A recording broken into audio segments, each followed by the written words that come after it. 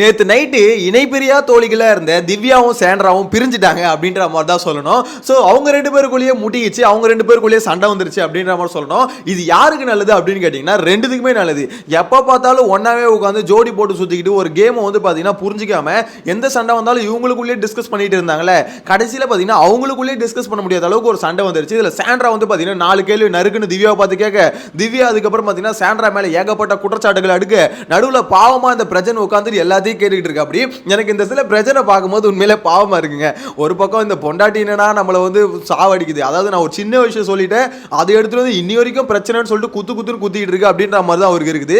சுபிக்ஷா அந்த சேர்ல உட்கார்ந்ததுக்கு, ஏமா அவங்க ஒரு டீம், அது என் டீம் தான், இருந்தாலும் அவங்க பிளேல நான் உள்ள வர முடியாது அப்படின்ற மாதிரி ஒரு வார்த்தையை சொல்லிட்டாருங்க. அதுக்கு வந்து பார்த்தீங்கன்னா சாண்ட்ரா இப்போ வரைக்கும் கரை வச்சு பிரச்சனை அடின்னு அடிச்சிட்டு இருக்கு.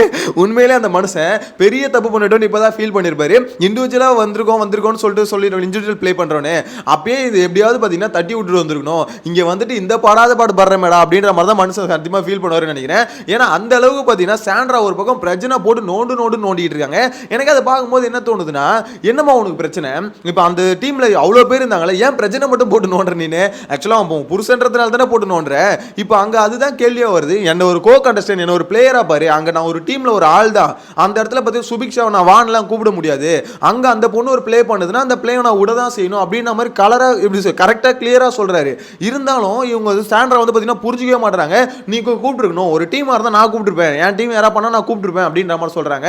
ஐயோ எனக்கு புரியல சாண்ட்ரா, உனக்கும் சுபிக்ஷாக்கும் பிரச்சனை, அது உங்களோட வச்சுக்கோங்க, அது என்கிட்ட கொண்டு வராதீங்க. அந்த மனுஷன் கிளியரா சொல்றாரு. சாண்ட்ரா கடைசி வரைக்கும் புரிஞ்சிக்கல. இன்னொரு சைடில் திவ்யா, அதாவது சாண்ட்ரா பிரஜன் திவ்யா இவங்க 3 பேர் பேசிக்கிட்டு இருக்காங்க. ஸோ அந்த சமயத்தில் வந்து பார்த்தீங்கன்னா சாண்ட்ரா ஒரு விஷயத்தை எக்ஸ்பிளைன் பண்ண வராங்க.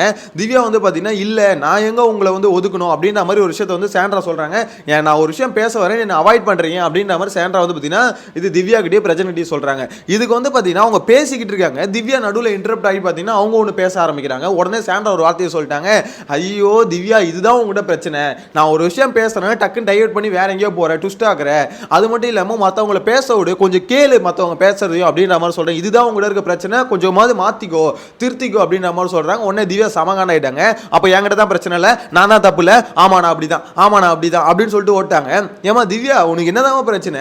உண்மையிலே திவ்யா கிட்ட வந்து பாத்தீங்கன்னா ஒரு ஆட்டிடியூட் ஒன்று இருக்கு. அந்த ஆட்டிடியூட கரெக்டா யூஸ் பண்ணா செம்மையா ஸ்கோர் பண்ணிடலாம். இந்த கமுருதீனுக்கு அகேன்ஸ்டா வந்து பேசினாங்க பாத்தீங்களா, அதெல்லாம் சம மேட்ரு. அதாவது ஒரு விஷயம் தப்பு நடக்கும் போது அந்த தப்பை எடுத்து கரெக்டான குரல் கொடுத்தேன்னு வச்சுக்கோ வேற லெவல்ல இருக்கும். ஆனா என்ன மேட்டர்னா எல்லா இடத்துலயும் சும்மா எப்படி சொல்றது, ஒரு விஷயம் நீ பேசுறது மட்டுமே எல்லாருமே கேட்கணும்னா அது பாசிபிளே இல்லை. ஆனா திவ்யா எடுக்கிற பாயிண்ட் வந்து பாத்தீங்கன்னா சில இடத்துல கரெக்டா தான் இருக்கு. அதாவது கானா வினோத் வந்து பாத்தீங்கன்னா இந்த மாதிரி எல்லா இடத்துலயும் கத்திக்கிட்டே இருக்காரு, ஒரு மாதிரி எகிரிட்டு வராரு, வார்த்தையை விடுறாரு அப்படின்ற மாதிரி சொன்னீங்கன்னா ஆமா, சில இடத்துல பாத்தீங்கன்னா ஒரு நீ வா போன்னு யாரையுமே ரெஸ்பெக்ட் பண்ண மாட்டாரு, அந்த விஷயம்லாம் இருக்கு, அதை அட்ரஸ் பண்ணி தான் ஆகணும். ஒரு காமெடி பண்றாரு அப்படின்றதுக்கோசமே எல்லாத்தையும் மறந்துட முடியாது, ஸோ எல்லாத்தையும் இக்னோர் பண்ணிட முடியாது. எல்லாரும் மற்றவங்க பேசின ஒரு பிரச்சனையா மாத்திரம். அப்ப கானா வினோத் பேசுறது மட்டும் அவர் மட்டும் எப்படி ரொம்ப கேஷுவலா எல்லாத்தையும் யூஸ் பண்ணிட்டு போயிட்டே இருந்துறாரு, உடனே இல்லைன்னு சொல்லிட்டு போய் சொல்லிடுறாரு அப்படின்னு ஒரு விஷயத்தை எடுத்துட்டு வராங்க. அந்த மாதிரி உங்களுக்கு ஒரு பாயிண்ட் இருக்கா, அந்த பாயிண்ட் எடுத்து வந்து பேசலாம். நேத்து கானா வினோத்துக்கும் திவ்யாவுக்கும் அந்த சண்டையிலேயே அந்த பாயிண்ட் தான் பேச ஆரம்பிப்பாங்க. டக்குன்னு பார்த்தீங்கன்னா டாபிக் டைவர்ட் ஆகி எங்கெங்கயோ போயிடும், அப்படியே ஒரு மாதிரி வேற மாதிரி பிரச்சனை அது மாறிடுச்சு. ஆனா அவங்க எடுத்த பாயிண்ட் கரெக்ட், அதுக்கப்புறம் முடிச்ச பாயிண்ட் வந்து எங்கேயோ போய் தப்பா முடிஞ்சிச்சு அப்படின்ற மாதிரி தான் சொல்லணும். ஸோ திவ்யாவை பொறுத்த வரைக்கும் அவங்க ஒரு விஷயம் பேசுறாங்க, ஆனா ஆப்போசிட்ல இருக்கவங்க பேசுறதை கேட்கவே மாட்டாங்க. அது ஏனே புரியல. அது எப்படிமா நீ பேசுறது மட்டும் எல்லாருமே எப்படிமா கேட்க முடியும்?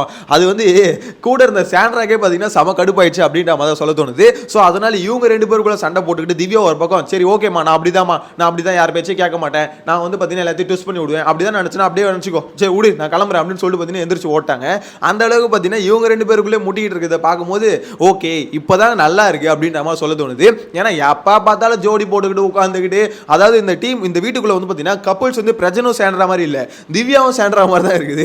ஏன்னா 24/7 பார்த்தீங்கன்னா எப்போ பார்த்தாலும் அவங்க கூடயே இருக்குது. கிச்சனில் சமைக்கும் போது சாண்ட்ராவும் திவ்யா அங்கேயே இருக்குது, மற்றபடி பேசும்போது சாண்ட்ரா திவ்யா இருக்குது. இதனால என்ன ஆயிடுச்சுன்னா விக்கல் சீக்கிரம் சொன்னார்ல, ஒரு மென்டல் சப்போர்ட் வந்து அவங்களுக்கு கிடைக்குது சாண்ட்ராக்கு பிரஜன் கிட்ட இருந்து கிடைக்கலையா, அது திவ்யா கிட்ட இருந்து தான் கிடைக்குது, திவ்யாக்கு வந்து சாண்ட்ரா கிட்ட இருந்து கிடைக்குது அப்படின்ற மாதிரி இருந்தது. ஸோ அந்த ஒரு ஃப்ரெண்ட்ஷிப் பாண்டிங் வந்து பார்த்தீங்கன்னா பயங்கரமா நேற்று நைட் வந்து பிரேக் ஆயிடுச்சு. எனக்கு தெரிஞ்சு இது நல்ல விஷயம் அப்படின்ற மாதிரி தோணுது. இது 2 பேருக்குமே நல்லது தான். ஏன்னா சாண்ட்ரா வந்து பார்த்தீங்கன்னா ஆல்ரெடி இப்போ பிரஜன் கூட சண்டை போட்டிருக்காங்க, திவ்யா கூட இப்போ சண்டை போட்டிருக்காங்க அப்படின்னும் போது சரி ஓகே அவங்க யார் கூட டீம் அப் ஆகுறாங்க அப்படின்னும் போது அது கொஞ்சம் பார்க்கறதுக்கு இன்ட்ரெஸ்டிங்காக இருக்கும். சாண்ட்ராவை பொறுத்த வரைக்கும் என்னன்னா இப்போ வந்து சுபிக்ஷா அந்த இடத்துல வந்து பார்த்தீங்கன்னா தள்ளி விட்டப்ப நாயேன்னு சொல்லிட்டு திட்டினாங்களே அதெல்லாம் தப்புன்னு சொல்கிறாங்க.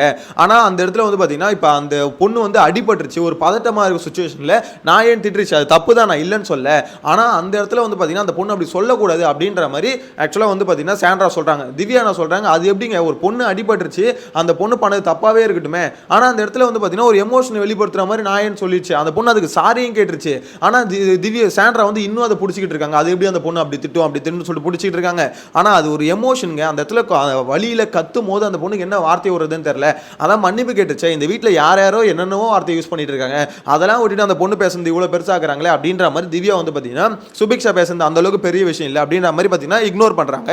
ஆனால் சாண்ட்ரா வந்து அது இக்னோர் பண்ணல, அது எப்படி அந்த பொண்ணு நாயன்னு சொல்லும் அப்படின்ற மாதிரி பார்த்தீங்கன்னா அது ஒரு பிரச்சனையாக மாற்ற ட்ரை பண்ணுறாங்க. ஸோ இதனால தான் இந்த டிஸ்கஷன் அப்போ தான் பார்த்தீங்கன்னா இவங்களுக்குள்ள ஒரு சண்டை வந்ததுன்னு வச்சுக்கோங்களேன். ஆனால் என்ன பொறுத்தவரைக்கும் சிம்பிளாக சொல்லணும், இது ஒரு மேட்ரே இல்லை. இந்த டாஸ்க்கில் வந்து பார்த்தீங்கன்னா எல்லாருமே வார்த்தையை விட்டானுங்க எங்கெங்க, அதாவது சில பேர் வந்து தனியாக இருக்கும்போது பார்த்தீங்கன்னா மயிறு மட்டன் பேசினானுங்க, அதெல்லாம் நம்ம பார்த்துட்டு தானே இருந்தோம். அதாவது பார்வே சரி, ஐயோ வாயை கண்ட்ரோல் பண்ண முடியல, வாயை கண்ட்ரோல் பண்ணு, ஏன்னா பார்வதி சும்மாவே வார்த்தையை விடுவாங்க, அடிக்கடி பார்த்தீங்கன்னா நடுவில் அந்த வார்த்தை வந்துட்டு பார்த்தீங்கன்னா வாயை வந்து கண்ட்ரோல் பண்ணுறதுக்கு என்னென்னமோ பண்ணிட்டு இருக்காங்க. ஸோ இந்த சின்ன மேட்டர், சுபிக்ஷா பண்ண சின்ன மேட்டர் வந்து பார்த்தீங்கன்னா சாண்ட்ராக்கு ஏன் உறுத்துதுன்னா, சாண்ட்ராக் வந்து சுபிக்ஷா மேலே இப்போ செம்ம காண்டில் இருக்காங்க. அந்த சேர் மேட்டர்லேருந்து சரியான டஃப் போயிட்டு இருக்கு ரெண்டு பேருக்குள்ள. அதாவது அந்த சேரில் வந்து பார்த்தீங்கன்னா நான் வந்து உன்னை அடிச்சிட்டேன், ஃபிசிக்கல் வயலன்ஸ் பண்ணிட்டேன்னு சொன்னேன்ல, ஸோ என்னால் அது ஏற்றுக்கவே முடியல, உன்னை எப்படா அடிக்கலாம் அப்படின்ற மாதிரி சாண்ட்ரா காத்துக்கிட்டு இருக்காங்க. என்ன பொறுத்த வரைக்கும் அது அவ்வளோ பெரிய மேட்டர் இல்லை. ஆக்சுவலாக சுபிக்ஷா தான் அங்கே ட்ரிகர் பண்ணாங்க. அந்த சம்பவத்தை பார்க்கும்போது சுபிக்ஷா மேலே தான் தப்பு இருக்குன்னு வச்சுக்கோங்களேன். அந்த இடத்துல வந்து பார்த்தீங்கன்னா சாண்ட்ரா வந்து அந்த இடத்துல கையை தட்டி விட்டாங்க, அது ஒரு மாதிரி லைட்டாக அடித்த மாதிரி தான் இருக்கு, இல்லைன்னு சொல்ல. ஆனால் சுபிக்ஷாவுக்கு மெயின் காரணம் அந்த ட்ரிகர் பண்ணதுக்கு அதை. ஆனால் இவங்க மெச்சூர்டாக ஹேண்டில் பண்ணியிருக்கலாம். அதாவது ஒரு சின்ன பொண்ணு சில்லறத்தனமாக ஒன்று பண்ணுதுன்னா இவங்க ஏஜுக்கு இவங்க ஒரு மாதிரி அதை ஹேண்டில் பண்ணியிருக்கலாம். ஆனால் இவங்களும் இறங்கி போயிட்டு இந்த மாதிரி மேலே உட்காருறது, அந்த மாதிரி கையை தூக்கி போகிறது அப்படின்னும் போது அது அந்த பொண்ணு ரேஞ்சுக்கு இறங்கி பண்ண மாதிரி இருந்தது அப்படின்ற மாதிரி தான் தோணுது, என்ன பொறுத்த வரைக்கும் சொல்கிறேன். ஸோ அந்த காண்டு இன்னமும் அவங்களுக்குள்ளே இருக்குது. இன்னொன்று பிரஜன் அந்த சமயத்தில் இவங்களுக்கு சப்போர்ட் வராமல் இருந்தார் பார்த்தீங்களா, அது இவங்களால ஏற்றுக்கவே முடியல. அது எப்படி நீ என் கண்ணு முன்னாடி உட்காந்துட்டு இருக்கேன், உன் கண்ணு முன்னாடி ஒரு பொண்ணு வந்து என்னை வந்து ட்ரிகர் பண்ணுறா, என்னை வந்து காண்டு ஏற்றுறா, ஆனால் நீ அதை பார்த்துக்கிட்டு அமைதியாக இருக்கல அப்படின்ற மாதிரி. ஏமா அந்த ஆளே இப்போ தான் ஒரு ஆக்சுவலாக பிரஜன் உண்மையிலே அவரோட கேம் பிளே வர வர கொஞ்சம் நல்லா இருக்குங்க. ஏன்னா அந்த ஆள் வந்து பார்த்தீங்கன்னா சாண்ட்ராக்டன் தள்ளி வராரு, நான் வந்து இண்டிவிஜுவல் கேம் பிளே ஆட போகிறேன், என்னை இண்டிவிஜுவலாக விட்டுரு அப்படின்ற மாதிரி. ஏமா நான் விட்டுருமா, எனக்கு இதுக்கு மேலே வந்து இந்த கப்பல்ஸ் கேம் ஆடுறேன் அப்படின்ற பேச்சு வாங்க விரும்பல, நான் இண்டிவிஜுவலாக ஆடுறேன்னு சொல்லிட்டு ஆடுறாரு. உண்மையிலே நல்லா இருக்கு. ஆக்சுவலாக பிரஜன் இது அப்படியே பார்த்தீங்கன்னா கொண்டு போகணும். திருப்பி சாண்ட்ரா வந்து கோச்சிக்கிறாங்க அப்படின்ற மாதிரிலாம் இது பண்ணக்கூடாது. அதாவது சொல்லிடணும், ஏமா நீ புருஷன் முன்னாடி எல்லாம் இதுக்கப்புறம் வெளியே போய் வச்சுக்கலாம், உள்ளே வந்து பார்த்தோன்னா நான் இண்டிவிஜுவல் கேம் தான் ஆட போகிறேன், அதில் நீ இன்வால்வ் ஆகாத அப்படின்ற மாதிரி சொல்லிட்டு இதே மாதிரி கேம் ஆனார்னா எனக்கு தெரிஞ்சு பிரஜனோட கேம் பிளே கொஞ்சம் கொஞ்சமாக இம்ப்ரூவ் ஆகும். ஏன்னா அவரோட கிராஃப் எப்படி இருந்தது பார்த்தீங்களா, பேப்பர் ரவுடின்னு சொல்லிட்டு ரொம்ப கீழே இருந்த கிராஃப் நேற்று இந்த டாஸ்க்கில், போன வாரம் டாஸ்க்கில் பார்த்தீங்கன்னா ஒரு மாதிரி நியூட்ரல் ஆச்சு. இந்த டாஸ்க்கில் பார்த்தீங்கன்னா ஒரு மாதிரி கிராஃப் ஏறுது அப்படின்ற மாதிரி தான் சொல்லணும். ஏன்னா இந்த டாஸ்க்கில் வந்து பார்த்தீங்கன்னா நல்லா பர்ஃபார்ம் பண்ணிட்டு அப்படி அந்த செயின் எடுத்துகிட்டு போய் ஒழிச்சு வச்சு, அதை தூக்கி செட்டுக்கு மேலே போட்டது கொஞ்சம் ஓவர் தான் வச்சுக்கோங்களேன். இருந்தாலும் அந்த செயின் எடுத்து ஒழிச்சு வச்சது, அது மட்டும் இல்லாமல் அவரோட சில பாயிண்ட்ஸ் வந்து பார்த்தீங்கன்னா அவர் எடுக்கிறது கொஞ்சம் கரெக்டாக இருந்தது. நேற்று அந்த சண்டையில் கூட அவங்க பக்கம் நியாயம் இருக்கிறதுனால பிரஜன் சண்டை போடும்போது அது ஒரு மாதிரி அந்தளவுக்கு பெருசாக தெரியல. ஆனால் அது ஒரு மாதிரி மெயின் மார்க்கெட் மாதிரி ஆகிட்டானுங்க, அது வேறு விஷயம். ஓகேங்களா, நேற்று பிக் பாஸே பார்த்தீங்கன்னா ரிசைன் பண்ணிட்டு இதுக்கு மேலே சுடலமுத்து வேலையை விட்டு போயிட்டா அப்படின்ற மாதிரி நீங்களே நினச்சிக்கோங்க அப்படின்ற மாதிரி எழுதி வச்சுட்டு போயிருப்பாருன்னு நினைக்கிறேன். ஏன்னா அவராலே பார்த்துருக்க முடியாது, என்னடா பண்ணுறீங்க நீங்கள் அப்படின்ற மாதிரி தான் இருந்திருக்கும். எனவே உங்களோட கருத்தை மறக்காம கமெண்ட்ல மென்ஷன் பண்ணுங்க. சாண்ட்ரா திவ்யா இவங்களுக்கு ரெண்டு பேருக்குள்ள ஒரு சண்டை வருதுல்ல, ஸோ இந்த சண்டை வந்து பார்த்தீங்கன்னா நிரந்தரமாக வந்து இவங்க பிரிஞ்சிருக்கிறது பெட்டரா இல்லை அதெல்லாம் இல்லை ஒன்றும் இல்லை ரெண்டு பேர் சேர்ந்து இருந்தாலும் கொஞ்சம் இன்ட்ரெஸ்டிங்காக இருக்கும் அப்படின்னு நம்ம நினைக்கிறீங்களா, கமெண்ட்டில் மென்ஷன் பண்ணுங்கள். அது மட்டும் இல்லாமல் சாட்டர்டே எபிசோடில் தரமான சம்பவங்கள் காத்துக்கிட்டு இருக்கு, அதெல்லாம் பார்க்கும்போது பயங்கரமாக ஏதோ ஒரு விஷயம் நடக்க போகுது அப்படின்ற மாதிரி தோணுது. ஸோ நெக்ஸ்ட் வீடியோவில் பார்க்கலாம். Bye by.